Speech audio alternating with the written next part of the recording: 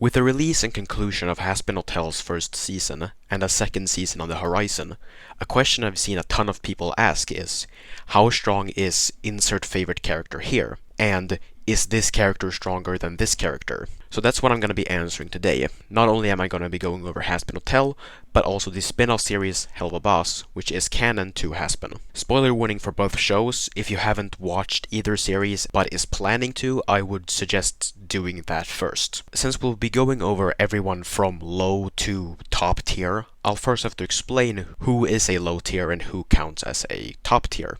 A lot of people will point to this to show the hierarchy of the verse, but this is specifically referring to political power, not strength. While there are some ties to physical power, there are some minor things to change around here. First off, the low tiers would consist of like fodder sinners and the average hellborn, like basically just normal people with no special magic power or anything like that.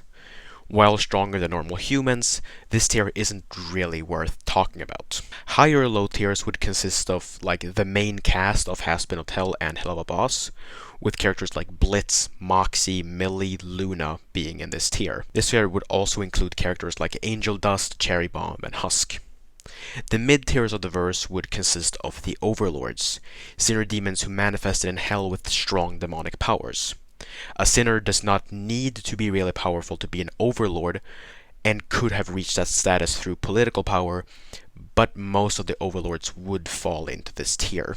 Vaggie should also fall into this tier, as she's able to somewhat keep up with Carmilla Carmine. I also do want to mention that her status as an exorcist doesn't mean much, because they aren't really that strong, with them getting one-shot by Carmilla and being killed by fodder demons as long as they have angelic weapons. And the only real reason they're considered dangerous is because they were thought to be immortal, and because they had angelic weapons, which act as a sort of durability negation towards demons. The higher mid-tiers would consist of stronger overlords such as Carmilla, Vox, Cestial, and Alistair.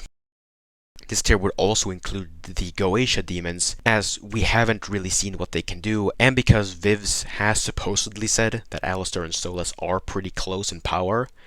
At the time of recording this, I haven't found this statement, but I'll put it up on screen now if I find it during the editing. Either way, the Goetia would not reach the high tiers, which would consist of 6 out of the 7 deadly sins. And at the top, we have the sin of pride, the king of hell, Lucifer. Putting characters like Adam and Charlie into this is pretty hard, but if I had to take a guess, I would say they're probably in the high tier, as Adam is stronger than Alistair, but at the same time lost to Lucifer, and Charlie could briefly overpower Adam. Now that we have that out of the way, let's move on to the scaling, starting with the high-low tiers. In terms of AP and durability, this tier would reach large building level, as the cast of Hell of a Boss can survive a massive explosion in the second episode, and are later on able to fight Stryker, who can do relative amounts of damage to them as the explosion did. As for speed, we can scale them to around Hypersonic Plus, as Moxie can change the trajectory of a sniper bullet after it was fired, and the Viscerali robot is able to do a cartwheel while dodging a sniper shot, which also comes out at Hypersonic Plus. The mid-tiers are a bit harder to scale, as there isn't much surrounding them, but we can estimate that they should at least be small town level through scaling to an extremely casual Alistair who blew up Serpentius' ship. And for speed, they would just upscale from the high-low tiers. The higher tier overlords, on the other hand, have much more concrete scaling, as Vox can cause small city to large mountain level blackouts, and Stolas can split the sky, which comes out at island level. They also have potentially way higher scaling than this, which I'll go over in a second. For speed, these characters would be anywhere from Subrelativistic Plus to FTL, as Lucifer can move at relativistic speeds, and the Overlords, while slower, should still be somewhat comparable in speed to this. And you can also arguably get Stolas to FTL while flying through space to get back to his portal. The high tiers would then just upscale from this, reaching island level and relativistic to FTL speeds. And top tiers such as Lucifer would just upscale from that, being at least relativistic and island level. Now let's move on to the more hypothetical and potential scaling for the verse. This mainly only applies to like the top tiers, but could also scale to the high mid tiers. I'll explain that later. The main scaling comes from the opening of episode 1, where Charlie says that the angels expanded the universe.